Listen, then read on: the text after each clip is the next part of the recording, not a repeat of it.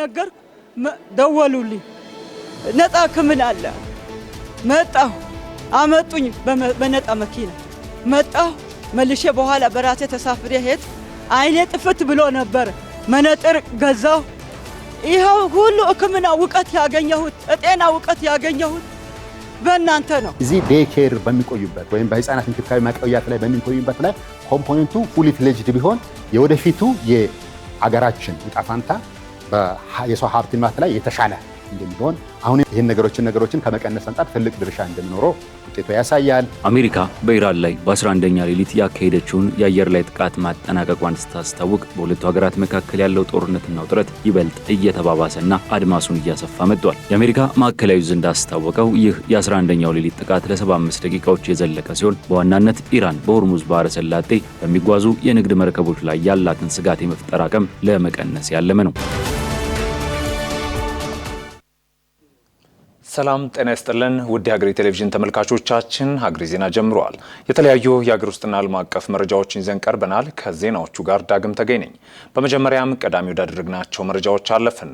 የኤካ ኮተቤ ሆስፒታል ከሌሎች የግል ሆስፒታሎች ጋር በመተባበር የክረምት የነጻ ሕክምናን በበጎ ፈቃድ እየሰጠ ይገኛል። ሆስፒታሉ ለተከታታይ 10 ቀናት ማለትም ሐምሌ 7 ቀን የጀመረው አገልግሎት እስከ አርብ ሐምሌ 17 ቀን 2018 ድረስ እንደሚቀጥል ተገልጿል። ሚኪያስ ኃይሌ ያዘጋጀውን ያብቃል ገኒ ታቀርበዋለች። ታከመች አምና እኔ እየታከምኩ ነው እሰው እየነገርኩ ነው ትላንት አልከፋኝም ቀን ሙሉ ውዬ ወረቀቴ ሲጠፋ ዛሬ አዲስ አወጣሁ የታከም እድሜና ጤና ለእናንተ ይሁን አገራችን ሰላም ይሁን። ይህ ድምጽ በርካቶች በበጎ ፍቃድ አገልግሎት ተጠቃሚነት በሚያገኙት እርካታ የሚሰሙት የምስጋና ቃል ነው። አሁን የምንገኝበት የክረምት ወቅት በሀገር ደረጃ ተቋማት እንዲሁም ግለሰቦች በራስ ተነሳሽነት ወገንን ለማገልገል በስፋት የሚንቀሳቀሱበት ወቅት ሲሆን በአገልግሎቱ ለወገን ድጋፍ መስጠት የህሊና ሰላም የሚሰጥ መሆኑን በበጎ ፍቃድ አገልግሎት ላይ የተሰማሩ ዜጎች ይገልጻሉ። መንግስት እንዲሁም ተቋማት ድጋፍ እንዲያደርጉ ከማድረግ በዘለለ በራስ አቅም ድጋፎችን እንደሚያደርጉ የሚገልጹት በጎ ፍቃደኞች ማህበረሰብ በነጻ የማገልገል ተግባር ላይ መሳተፍ ሁሉም ዜጋ ይጠበቅበታል ሲሉ ያነሳሉ። እናበረታታለን በጎ ፍቃደኛ እንዲሆኑ ወጥተው እንዲያገለግሉ ራሳቸውንም ማህበረሰቡንም እንዲያገለግሉ ጥሩ ጥቅም እንዳለው የህሊና እርካታ እንዳለው ማህበረሰብን ማገልገልና በጎ ፍቃድ ስራ መስራት በጣም ጥሩ እንደሆነ ገለጻ እናደርጋለን። ከቤቱ ሁሉም የተቀሰቀሰ የሚመጣው የበጎ ፍቃድ ነው ለፈጣሪ ብሎ ማለት ነው። እኔ እስካሁን ያለሁበት አምና ጀምረን የምንሰራው እዚህ ጋር ያለው ሁሉም ሰራተኛ በፍቅር በደስታን የምንሰራው እነሱ ዶክተሮቹ ደግሞ ውሌ ግቡ እነት በጣም የሚያስከፉት ነገር የለም የሚናገሩት ነገር የለም። እኛ ስንሰጣቸው እሺ ብሎ ከዛም አድርገን እንሰጣቸዋለን። በጣም ትብብራቸው በጣም ጥሩ ነው። በኤካ ኮተቤ ሆስፒታል አመቻችነት በኤካ ክፍለ ከተማ እየተሰጠ ያለው የበጎ ፍቃድ የሕክምና አገልግሎት ላለፉት 2 ዓመታት ሲካሄድ ቆይቶ ዘንድሮ ለ3ኛ ጊዜ እየሰጠ ይገኛል። በነጻ የሕክምና አገልግሎት ማግኘት የቻሉ ዜጎች በሕክምና አሰጣጥ ሂደቱ ባገኙት አገልግሎት መደሰታቸውን ገልጸዋል። ከዚህ በፊት በሕክምና ተቋማት ሂደው የተጠየቁት ገንዘብ ከፍተኛ በመሆኑ ሕክምናቸውን ጭምር አቋርጠው እንደነበር ይገልጻሉ። ጠቃቅን ሂጄ ነገር ደወሉልኝ ነጻ ሕክምና አለ መጣሁ አመጡኝ በነጣ መኪና መጣሁ መልሼ በኋላ በራሴ ተሳፍሬ ሄድ አይኔ ጥፍት ብሎ ነበር መነጥር ገዛሁ ይሄው ሁሉ ሕክምና ዕውቀት ያገኘሁት ጤና ዕውቀት ያገኘሁት በእናንተ ነው። ባለቤቴ ይሄው 700,000 ተብሎ ሐኪም ቤት አጣን ያለው ሸጥን አሁን እዚህ መጥቶ በነጣ ብዙ ታክሟል። አሁን ዛሬ ይመጣል እኔ ሲሄድ እና በጣም አመሰግናቸዋለሁ። የነጻ ሕክምና ማለት በጣም ሰፊ ሁኔታን ለሀገር የሚፈጥር ነው። ብዙ ችግር አለባቸው ሰዎች እዚህ ቦታ ላይ መጥተው ቢታከሙ ከችግራቸው መዋስ እንደሚችሉና ካለባቸው ኢኮኖሚ አንጻር በነጻ መታከሙ ትልቅ እዚህ እንደገባው ሳይ ብዙ ህዝብ አለ። ይህ ህዝብ ደግሞ መታከሙ ጤንነቱ የተረጋገጠ ህብረተሰብ ጤንነቱ የተረጋገጠ ዜጋ እንዲኖር የሚደረግበት ሁኔታ በጣም ደስ የሚል ነው። ባለፉት ዓመታት ይህንን አገልግሎት ከተለያዩ የግል የሕክምና ተቋማት እንዲሁም ከክፍለ ከተማው አስተዳደር ጋር በመተባበር ለማህበረሰቡ እየሰጠ ያለው ኤካ ኮተቤ ሆስፒታል ለአገልግሎቱ 26 ሚሊዮን ብር በላይ ወጪ እንደሚያወጣ የሆስፒታሉ የሜዲካል ዳይሬክተር ዶክተር ረዴት ሰለሞን ገልጸዋል። በዘንድሮ የክረምት በጎ ፍቃድ አገልግሎት ከ200,000 በላይ ዜጎችን ተጠቃሚ ለማድረግ እየተሰራ ስለመሆኑም አብራርተዋል። ባለፈው ዓመት ለመጥቀስ ያክል ወደ 195,000 የሚቆጠር አገልግሎት ተሰጥቷል። ያ ማለት አንድ ታካሚ መጥቶ የተለያየ አገልግሎት ሊያገኝ ይችላል። ለምሳሌ የስኳር ምርመራ አገልግሎት ሊያገኝ ይችላል፣ የደም ግፊት ምርመራ ሊያገኝ ይችላል፣ የአይን ምርመራ ሊያገኝ ይችላል። እነዚህ አገልግሎቶች ሲቆጠሩ ወደ 195,000 የሚጠጋ አገልግሎቶችን ሰጥተናል። በዚህ ዓመት ደግሞ ከ200,000 በላይ አገልግሎቶችን ለመስጠት እናስባለን። በገንዘብ ደረጃ ቢሰላ እንግዲህ የሚሰጠው የሕክምና አገልግሎት ከ26 ሚሊዮን ከ30 ሚሊዮን በላይ የሚቆጠር ነው። ምክንያቱም ብዙ ነገሮችን ይፈልጋል። የሰው ኃይል ይፈልጋል፣ የመድኃኒት አቅርቦት ይፈልጋል፣ የላቦራቶሪ አገልግሎት ይፈልጋልና ብዙ ነገሮችን የሚጠይቅ ነገር ስለሆነ ከፍ ያለ ወጪ የሚያስወጣ ነው። ግን እንግዲህ የሚሰጣው ደግሞ አገልግሎት ለማህበረሰቡ የሚሰጣው አገልግሎት ከፍ ያለ ስለሆነ እንግዲህ በገንዘብ የማይተመን ነገር ስለሆነ የሚሰጣው በዛ መልኩ እንግዲህ ዋጋ እናገኝበታለን ብዬ አስባለሁ። በተለያዩ ዘርፎች ላይ በክረምት የሚሰጡ እንዲሁም በበጋ በጎ ፍቃድ አገልግሎት የሚሰሩ ስራዎች ለዜጎች መልካም አጋጣሚ እየፈጠረ ስለመሆኑም ይገልጻሉ። አረንጓዴ አሻራ መርሃ ግብር ከአካባቢያዊ አስተዋጽኦ ባሻገር በከተማ ደረጃ ከፍተኛ የሆነ የስራ ዕድል መፍጠር መቻሉን የመዲናዋ የከተማ ውበትና አረንጓዴ ልማት ቢሮ ገልጿል። ቢሮ አክሎም የአየር ንብረት ለውጥ ያስከተላቸውን ተፈጥሯዊና ኢኮኖሚያዊ ጉዳቶች በመከላከል ረገድ የአረንጓዴ አሻራ መርሃ ግብር ከፍተኛ ሚና እየተጫወተ እንደሚገኝ ገልጿል። ምረል ለገሰ ዝርዝር አላት። በጠቅላይ ሚኒስትር አብይ አህመድ አነሳሽነት የተጀመረው የአረንጓዴ አሻራ መርሃ ግብርን በ2018 ዓመተ ምህረት ለ8ኛ ጊዜ ለማካሄድ ዝግጅቶች በመጠናቀቅ ላይ ይገኛሉ። ይህ መርሃ ግብር ከስነ ምህዳር ጥበቃ ባለፈ ለዜጎች የዕለት ተዕለት ህይወትና ለበርካታ ወጣቶች የስራ ዕድልን በመፍጠር አስተዋጽኦ እያበረከተ እንደሚገኝ ተገልጿል። በአረንጓዴ አሻራ መርሃ ግብሩ ከልማት ስራ ባሻገር በከተማ ደረጃ ከፍተኛ የሆነ የስራ ዕድል መፍጠር መቻሉን የገለጹት የከተማ ውበትና የአረንጓዴ ልማት ቢሮ የተፋሰስና የአረንጓዴ ልማት ዳይሬክተር ስንታየው መንግስቱ ናቸው። አክለውም የከተማው ስራና ክህሎት ቢሮ አደራጅቶ ላመጣቸው ወጣቶች የስራ ዕድሉ እንደሚሰጥ ገልጸው አንድ ማህበር በውስጡ እስከ 10 አባላት ያቀፈ መሆኑን አንስተዋል። እስካሁን ከ100 በላይ ማህበራት ተደራጅተው ወደ ስራ ማስገባታቸውን የተናገሩት ዳይሬክተሯ በአጠቃላይ በዚህኛው በጀት ዓመት ከ4000 በላይ የስራ ዕድሎች መፍጠር መቻሉን ገልጸዋል። የአረንጓዴ ልማት ስራ እንደ ከተማ ከፍተኛ የሆነ የስራ ዕድል ፈጥሯል ወጣቱ ላይ። ምክንያቱም የኛ ቢሮውን ሲሰራ በማህበራት ነው የምንሰራው። እነዚህ ማህበራት ደግሞ ስራና ክህሎት ቢሮ ነው አደራጅቶ የሚያመጣቸው። አንድ ማህበር 10 አባል ያለው ማህበር ነው። ስለዚህ እኛ ቢሮ ላይ የሚመጡ በቀጣይ ዓመት እንኳን ኮንቲኒየስ ብንወስድ ከ100 በላይ ማህበር አለ። እነዚህ ማህበራት በስራቸው 10 ሰው ማለት አስኪ አብዛው። ስለዚህ ለዚህ ሁሉ ሰው የስራ ዕድል ፈጥሯል። እነዚህ ማህበራቶች ደግሞ በስራቸው ቀንና ሌሊት 7/24 ስለሚሰራ እዛ ላይ በስራቸው ብዙ የጉልበት ሰራተኞችን ይቀጥራሉ። ከ4000 በላይ የስራ ዕድሎችን በዚህ በጀት ዓመት ቢሮአችን ፈጥሯል። በአየር ንብረት ለውጥ ምክንያት የሚያጋጥመው የብዝሃ ህይወት ሀብት መመናመን፣ የምርታማነት መቀነስ፣ የውሃ አካላት በደለል መሞላትና የመጠን መቀነስ ማህበረሰባችንን ለከፋ ድርቅ፣ ለጎርፍና ለምግብ ዋስትና ችግር ተጋላጭ አድርጎት እንደቆየ ይታወቃል። በቅርብ ጊዜያት እየተከናወኑ ያሉ የአረንጓዴ አሻራ ተግባራት እነዚህን ከአየር ንብረት ለውጥ ጋር ተያይዘው የሚመጡ ችግሮችን በመከላከል ረገድ ከፍተኛ ሚና እየተጫወተ እንደሚገኝ የሚገልጹት ደግሞ በቢሮ የአረንጓዴ ልማት ቡድን መሪ አቶ መስፍን ማሾ ናቸው። ያው የአረንጓዴ ልማት ስራ ያው የህይወት ጉዳይ ነው። ከህይወት በላይ ደግሞ ምንም ነገር አይኖርም።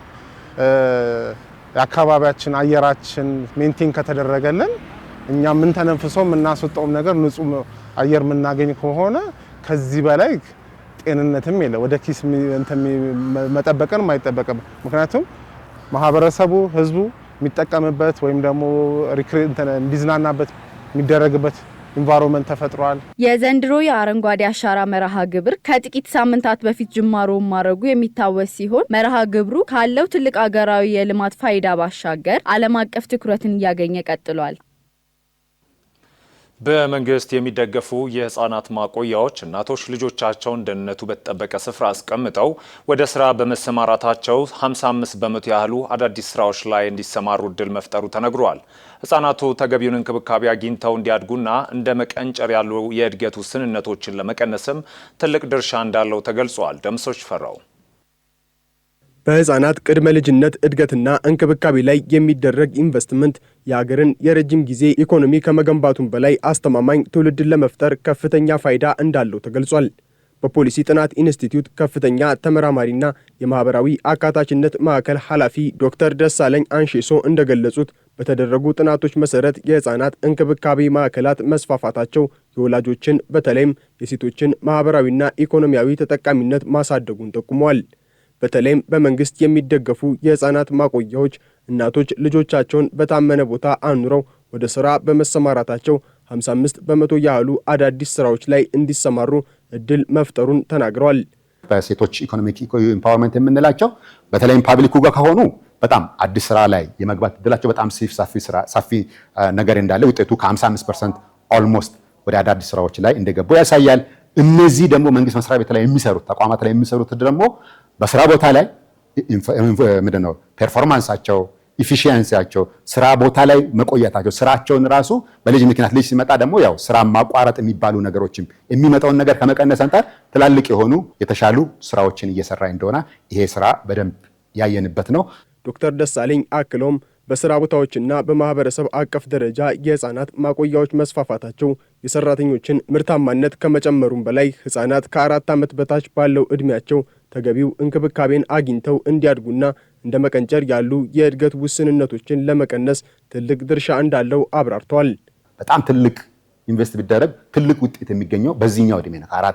በተለይም ከ4 ዓመት በታች ያለው ከእናት ሆድ ውስጥ ልጅ ከጸነሰ ጊዜ ጀምሮ ያለው እንትን በጣም ወሳኝ ነው። ያው ይሄ 1000 ቀንም የምንላቸው ነገሮች ማለት ነው። እዚህ ዴይ ኬር በሚቆዩበት ወይም በህፃናት እንክብካቤ ማቆያት ላይ በሚቆዩበት ላይ ኮምፖኔንቱ ፉሊ ፍሌጅድ ቢሆን የወደፊቱ የአገራችን ዕጣ ፈንታ የሰው ሀብት ልማት ላይ የተሻለ እንደሚሆን አሁን የምናያቸው የስታንቲንግ ቅንጨራ የምንለው ማለት ነው ዲቨሎፕመንታል ኦፍ ትራክ የምንላቸው በእድገት ላይ ውስንነት ወደ ኋላ መቅረት የምንላቸው ችግሮች በሙሉ ይህን ነገሮችን ከመቀነስ አንጻር ትልቅ ድርሻ እንደሚኖረው ውጤቱ ያሳያል። በሌላ በኩል በሴቶችና ማህበራዊ ጉዳይ ሚኒስቴር የህፃናት መብት ጥበቃና ስብዕና ቀረጻ አስተባባሪ አቶ በለጠ ዳኜ እንደገለጹት ህፃናት ከተወለዱበት ጊዜ ጀምሮ ባሉት የመጀመሪያዎቹ ዓመታት ላይ ትኩረት መስጠት የህፃናቱን ሁለንተናዊ እድገት ለመገንባት ወሳኝ ነው።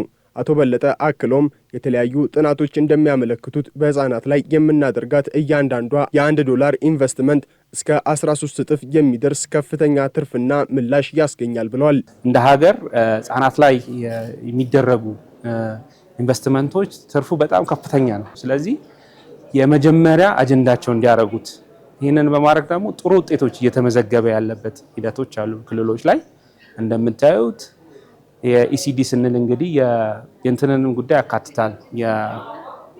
የህፃናት ትምህርት ቤት ምገባ አሁን አዲስ አበባ ላይ ነው ያለው።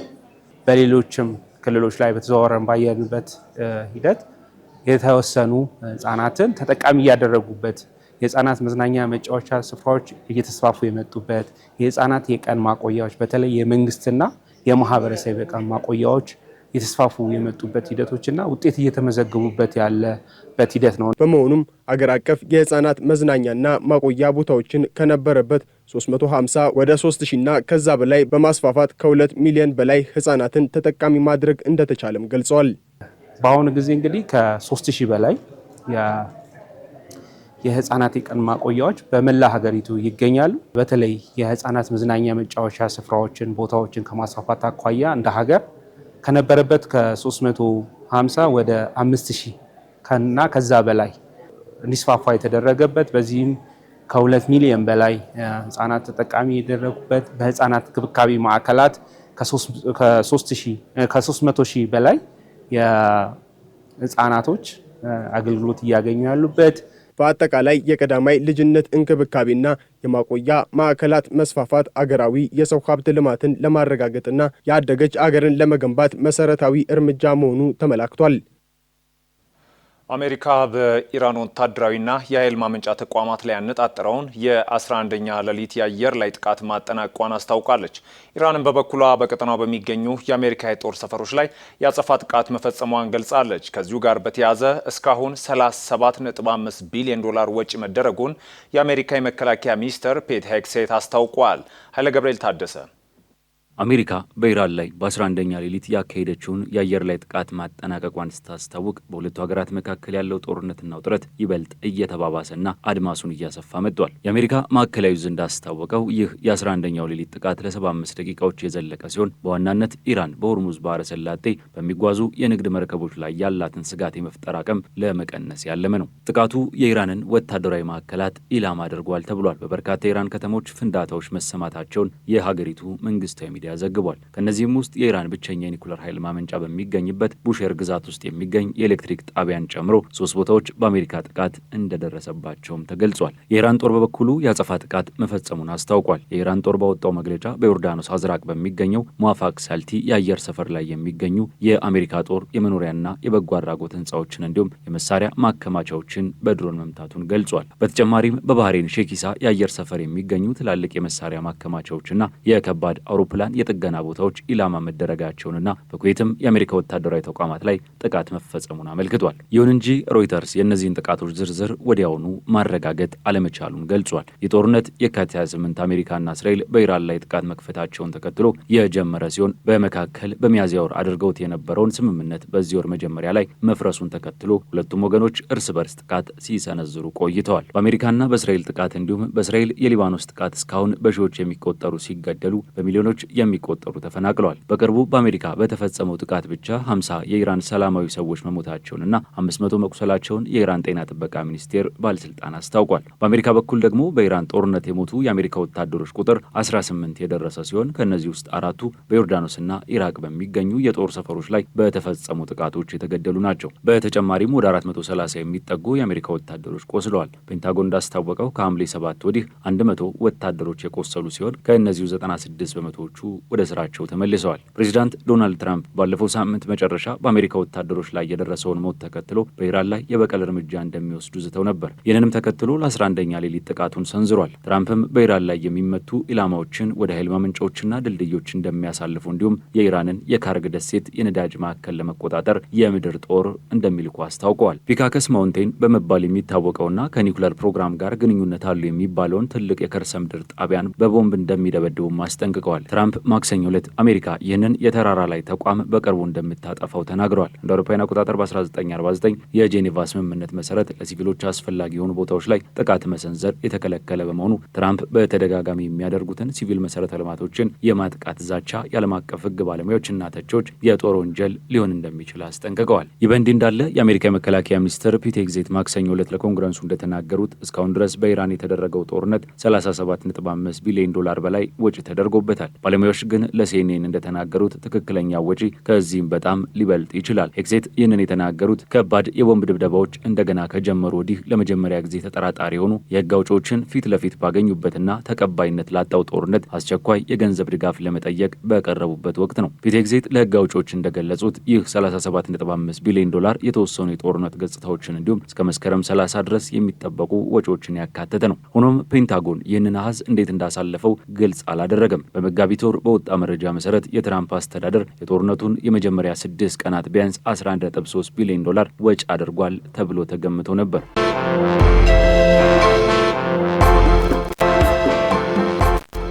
ውድ ተመልካቾቻችን ሀገሬ ዜና እንደቀጠለ ነው። አጫጭር ወዳልናቸው መረጃዎች አለፍን። ኢትዮጵያ የአፍሪካንና የባህረ ሰላጤውን ሀገራት ስትራቴጂክ የኢኮኖሚ አጋርነት ለማጠናከር በቁርጠኝነት እየሰራች መሆኗን የውጭ ጉዳይ ሚኒስቴር ገልጿል። ሚኒስቴሩ ይህን የገለጸው በአዲስ አበባ በተጀመረው የአፍሪካና የባህረ ሰላጤው ኢኮኖሚያዊ ትብብር መድረክ ላይ ሲሆን የሁለቱን አካባቢዎች ትስስር ወደ ላቀ ደረጃ ለማሸጋገር ያለመ ነውም ተብሏል። የውጭ ጉዳይ ሚኒስትር ዴኤታ አምባሳደር ሀድር አበራ እንደገለጹት አፍሪካ የኢንቨስትመንት መዳረሻነቷን በማስፋት የምግብ ዋስትናና ታዳሽ ኃይል ላይ ትኩረት አድርጋለች ብለዋል። የባህረ ሰላጤው ሀገራትም የሉዓላዊ ሀብት ፈንዶችን በመጠቀም በመሰረተ ልማት፣ በቴክኖሎጂና በግብርና ዘርፎች ከፍተኛ ኢንቨስትመንት እያደረገ ይገኛል ብለዋል። ኢትዮጵያም የዲፕሎማሲ ማዕከል እንደመሆኗ መጠን አህጉራዊና ቀጠናዊ የኢኮኖሚ ትስስርን ለማሳደግ ቁርጠኛ መሆኗን አምባሳደር ሀድር አክለው ገልጸዋል።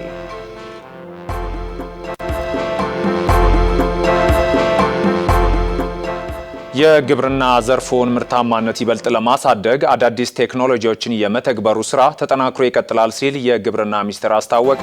ሚኒስቴሩ ከውጤት ወደ ተግባር በሚል መሪ ሀሳብ በተካሄደው ዓመታዊ መድረክ ላይ እንደገለጸው ከተለመደው የአስተራረስ ዘዴ በመውጣት የግብርና ሜካናይዜሽንና የዲጂታል ኤክስቴንሽን አገልግሎቶችን ማጠናቀቅ ወሳኝ ነው ብለዋል። በቀጣይም የምግብ ዋስትናን ለማረጋገጥና የአርሶ አደሩን ተጠቃሚነት ለማሳደግ ከተቋማትና ከልማት አጋሮች ጋር በመተባበር የተገኙ ውጤታማ ተሞክሮችን ማስፋፋት ላይ ትኩረት ተደርጎ እየተሰራ ይገኛል ሲል ሚኒስትሩ በማህበራዊ ትስስር ገጹ አስፍሯል።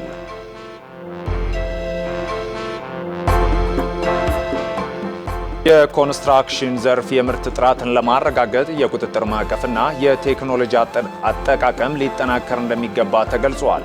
ስለ ኢትዮጵያ የፓናል ውይይትና የፎቶግራፍ አውደ ርዕይ በከሚሴ ከተማ በተካሄደበት ወቅት የኢትዮጵያ ኮንስትራክሽን ባለስልጣን ዋና ዳይሬክተር ዶክተር መስፍን ነገ የኮንስትራክሽን ኢንዱስትሪ ዘርፍ የምርት ጥራትን ለማረጋገጥ የቁጥጥር ስርዓቱ ከፖሊሲ ጀምሮ እስከ አዋጆች፣ ህጎችና ለስራው መመሪያ ለሚሆነው ስታንዳርድ ልዩ ትኩረት መስጠት እንደሚያስፈልግ ገልጸዋል።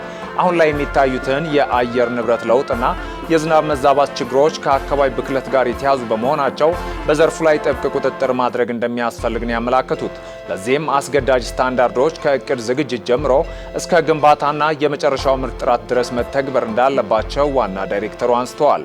በአሁኑ ወቅት በሀገሪቱ በርካታ ፕሮጀክቶች የሚሰሩ በመሆኑ የህዝብን ጥቅምና የቁጥጥር ዓላማዎችን ለማሳካት የቴክኖሎጂ ውጤቶችን መጠቀም ወሳኝ መሆኑን ተናግረዋል። ከሀገር ማዶ ያገኘናቸው መረጃዎች አለፍን። በአልጄሪያ በተነሳ የሰደድ እሳት አደጋ 6 ሰዎች መሞታቸው ተገለጸ። የአደጋው መንስኤ በአካባቢው በተከሰተው ከፍተኛ የሙቀት ማዕበል መሆኑን የሀገሪቱ ባለስልጣናት ገልጸዋል። የአልጄሪያ የሀገር ውስጥ ጉዳይ ሚኒስቴር ዛሬ ባሰራጨው መግለጫ ባለፉት ቀናት በተለያዩ የሀገሪቱ አካባቢዎች የተነሳው ሰደድ እሳት ይህ ዜና እስከተጠናከረበት ጊዜ ድረስ ገና በቁጥጥር ስር አለመዋሉን ገልጸዋል። በአደጋው 6 ሰዎች መሞታቸውን የገለጸው ሚኒስትሩ ለተጎጂዎች አስፈላጊውን ካሳ ለመስጠት የሚያስችል ዝርዝር የጉዳት መጠን እየተጠና መሆኑን ገልጸዋል። የተነሳውን ሰደድ እሳት በቁጥጥር ስር ለመዋል በርካታ የእሳት አደጋ መከላከያ ሰራተኞች መሰማራታቸውን አፍሪካ ኒውስ ዘግበዋል።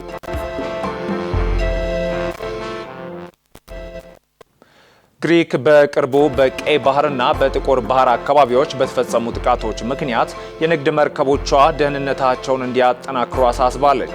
ባለፉት ቀናት ውስጥ በሩሲያና በዩክሬን መካከል ባለው ጦርነት ምክንያት በጥቁር ባህር ውስጥ ባሉ የነዳጅ ማጓጓዣ መርከቦች ላይ ተደጋጋሚ የድሮንና የሚሳኤል ጥቃቶች ተፈጽመዋል ብላለች።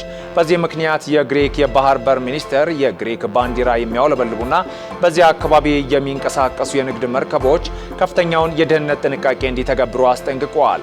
ጥቃቶቹ የተፈጸሙባቸው መርከቦች በባህር ዳርቻዎች ላይ በሚገኙበት ወይም መልህቅ ጥለው በሚቆሙበት ጊዜ መርከበኞች ከመርከቡ ወለል ላይ አላስፈላጊ እንቅስቃሴ እንዳያደርጉና ጥንቃቄ እንዲያደርጉም ተጠይቋል።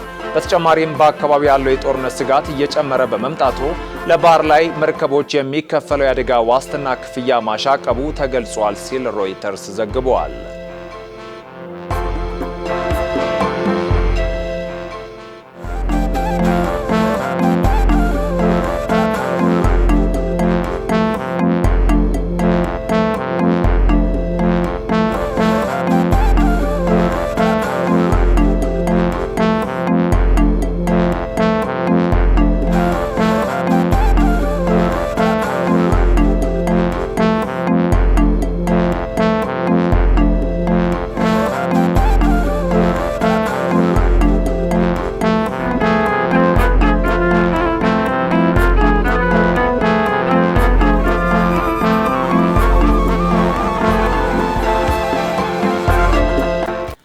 በኢትዮጵያ የዲጂታል ኢኮኖሚን ለማስፋፋት በሚደረገው እንቅስቃሴ የቴክኖሎጂ ክፍተት መሰረታዊ ችግር መሆኑ ተገልጿል።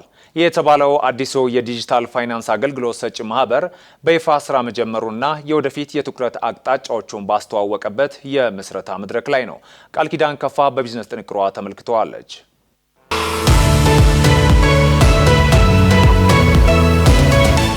በሀገራችን የዲጂታል ፋይናንስና የኢኮሜርስ አሰራሮች እየተስፋፉ የመጡ ቢሆንም በከተማና በገጠር መካከል ያለው የዲጂታል ፋይናንስ ስርዓት ግንዛቤ ክፍተት አሁንም ሰፊ ስለመሆኑ ይነሳል።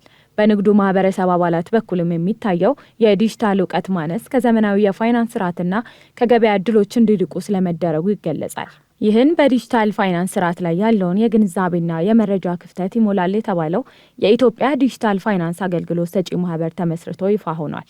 የማህበሩ ምክትል የቦርድ ሰብሳቢ አቶ ዮሴፍ ከበደ በኢትዮጵያ የዲጂታል ኢኮኖሚን ለማስፋፋት በሚደረገው እንቅስቃሴ የቴክኖሎጂ ክፍተት መሰረታዊ ችግር መሆኑን በመግለጽ ማህበሩ በቀጣይ በዘርፉ ለመስራት ያሰባቸውን ስራዎች እንዲህ ያነሳሉ።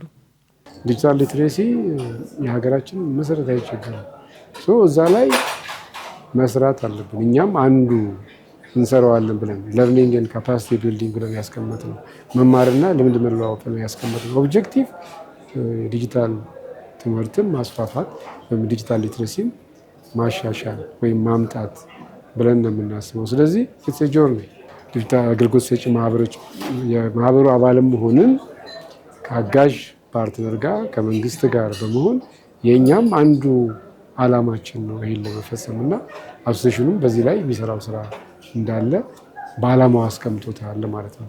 ማህበሩ ስማርት ስልክ ወይም የኢንተርኔት አገልግሎት ተደራሽ ያልሆኑባቸው የህብረተሰብ ክፍሎችን ታሳቢ ያደረገ መፍትሄና አሰራር መዘርጋቱንም በማህበሩ ማብሰሪያ መድረክ ላይ ተገልጿል። ህብረተሰቡ በየአካባቢው በሚገኙ የዲጂታል ወኪሎችና አነስተኛ ሱቆች በኩል የፋይናንስ አገልግሎት እንዲያገኝ ይደረጋል ሲሉ የሚገልጹት ደግሞ የማህበሩ የቦርድ አባል አቶ አዋሽ አብተው ናቸው። አሁን እየተጀመረ ያለው በወኪሎች አማካኝነት ጭምር እንደዚሁ ለምሳሌ በየገጠሩ ያሉ ትንንሽ ሾፖች ቢኖሩ በእነዚህ ሾፖች አማካኝነት እታች ያለው ማህበረሰብ ሰው ከሱቁ የፋይናንስ አገልግሎት ማግኘት ይችላል። ድሮ የፋይናንስ ተቋማት ጋር ባንክ ጋር ወይ አስፋልት ዳር ያለ ባንክ ወይም አስፋልት ዳር ያለ ማይክሮ ፋይናንስ ጋር ሄዶ ሊሆን ይችላል አገልግሎት የሚያገኝ። አሁን እሱ ቀርቶ በአንድ በኩል ባለው ሞባይሉ በእጁ እንዲያገኝ አገልግሎቱ እዛው በራሱ ሁሉንም ባካተተ መንገድ እታች እንዲደርስ የዲጂታል ስትራቴጂውም እንደዛ ነው የሚለው በአንድ በኩል። ሁለተኛ ይህን ስትራቴጂ ወደ ተግባር ከማስገባት አንጻር እነዚህ የዲጂታል ፋይናንስ አቅራቢ ተቋማት ትልቅ ሚና አላቸው። በ18 መስራች አባላት ስራ የጀመረው ይህ ማህበር የኢትዮጵያን የዲጂታል 2030 ስትራቴጂ ለማሳካት በዘርፉ አስተዋጽኦ እንደሚያደርግ ገልጿል። አሰራሩ ሙሉ በሙሉ ወደ ስራ ሲገባ የገበያ ዝውውርን በማቃለል የሳይበር ደህንነትን በማስጠበቅና ፍትሐዊ የቴክኖሎጂ ተደራሽነትን በማረጋገጥ ረገድ ከፍተኛ አስተዋጽኦ እንደሚኖረው ተመላክቷል።